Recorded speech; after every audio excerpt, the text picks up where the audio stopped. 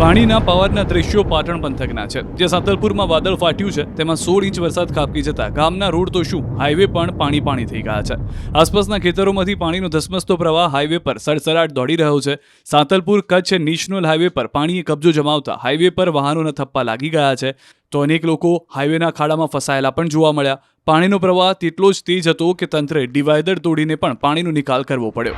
રાધનપુરના હાલ પણ બેહાલ થઈ ગયા. ત્યારે રાધનપુરથી સાંતલપુર જવાના માર્ગ પર પાણીનું સામ્રાજ્ય જોવા મળ્યું. એક બાજુના હાઈવે પર પાણી ભરાતા એક તરફનો માર્ગ બંધ કરવો પડ્યો. બીજી તરફ રોડ પર જતા વાહનોના પણ પૈડા થંભી જતા વાહન ચાલકોએ હોટલમાં વાહન પાર્ક કરી દીધા હતા.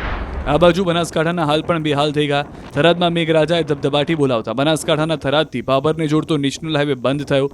હાઈવે પર પાણી ભરાતા થરાદથી ભાભર જતા લોકો હાઈવે પર પાણીમાં અટવાઈ ગયા. બનાસકાંઠાની તમામ શાળા અને કોલેજમાં રજા જાહેર કરવામાં આવી. ત્યારે થરાદમાં ભારે વરસાદને કારણે સરકારી વિજ્ઞાન કોલેજ પાણીમાં ગરકાવ થઈ ગઈ છે. કોલેજના કેમ્પસમાં 4 ફૂટ સુધી પાણી ભરાતા તમામ શૈક્ષણિક પ્રવૃત્તિઓ સ્થગિત કરવામાં આવી છે.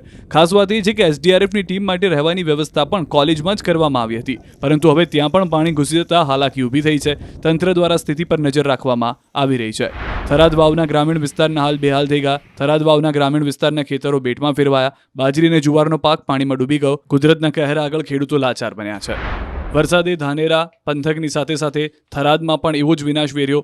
તે જુઓ દ્રશ્યો. વરસાદના પાણીનો પાવર એવો કે બધું જ નતમસ્તક થઈ ગયું. ગામના ખેતરથી જાણે કે નદી ઓવરફ્લો થઈ હોય તે રીતે પાણીનો ધસમસતો પ્રવાહ વહેતો થયો. ખેતરો નદી બની ગયા. થરાદ ધાનેરા પંથકમાંથી પસાર થતી રેલ નદીના પાણી ખેતરોમાં ઘૂસી જતા જમીનનું ધોવાણ થઈ ગયું.